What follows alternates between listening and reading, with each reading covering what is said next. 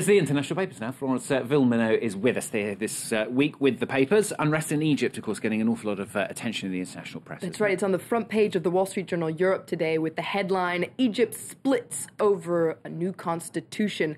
And The Guardian takes a closer look in their editorial. It takes a closer look at what they call these revolutionary rifts. And it says that nearly 2 years after the revolution, Egypt has reached the exact point that it should have tried to avoid, and that is the existence of this deep and perhaps unsurmountable divide between two forces that both claim to be the only inheritors of the revolution. And so those two teams, as you could say, are on the one hand Mohamed Morsi and his Islamist supporters, and on the other hand secular, liberal, and Christian Egyptians that have united against what they see as this Islamist power grab. And The Guardian points out that even though this draft constitution is a mixed bag, it's not perfect, Egypt really needs to move forward. And it says that both of these sides have forgotten what happened 22 months ago, and what they really need to do is compromise.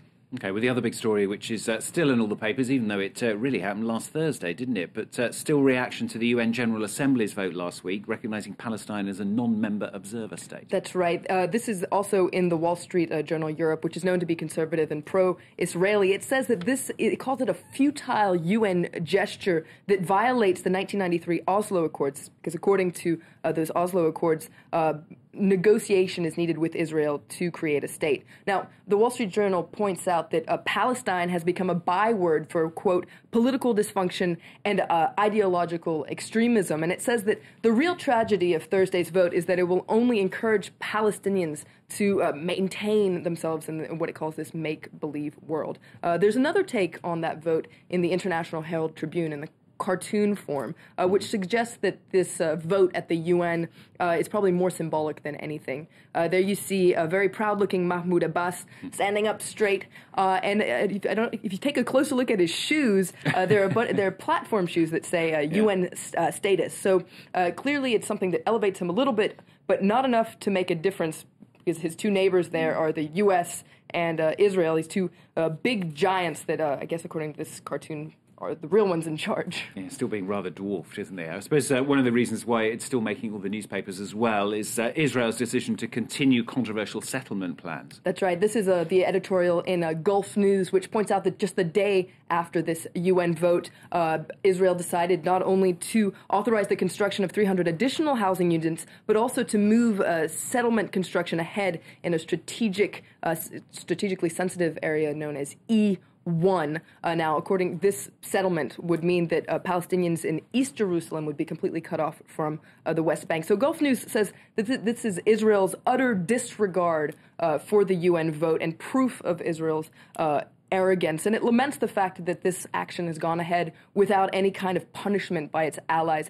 But it's interesting to note that it seems like other allies might be preparing some sort of a reaction, even if it's symbolic. This is in Haaretz today, an article by Barak Ravid, and he says that for the first time, Britain and France may recall their ambassadors to protest this move by Israel to continue settlement construction. Now, he quotes senior European diplomats and says this would be a really unprecedented step in terms of condemnation, because according to him, this construction in E1 is the red line for French and British diplomats. Okay, well, finally, on a slightly lighter note, Florence has got a sad day for us, for dolphins. Well, dolphins, anyway, who work for the U.S. Navy. It sounds crazy, dolphins who work for the U.S. Navy, but it's true. Just like drones are replacing pilots, it seems that robots are going to replace the Navy's mine-hunting dolphins. Now, the U.S., since the 1950s, has had what it calls a marine mammal program, $28 million. Now, once upon a time, it included sharks and whales.